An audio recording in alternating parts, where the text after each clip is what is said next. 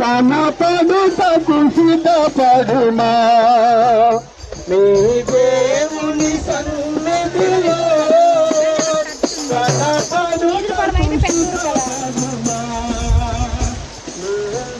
మానవా రెండు దారులు, ఒకటి పరలోకం మరి ఒకటి పాతాళం. పరలోకం కావాలో పాతాళం కావాలో తెలుసుకో. ఆత్మరక్షణ పొందాలంటే, నరకం నుండి తప్పించుకోవాలంటే, మనశ్శాంతి పొందాలంటే, పరలోకం చేరాలంటే మీరు పరిగెత్తి పిలకుంటే దొరకని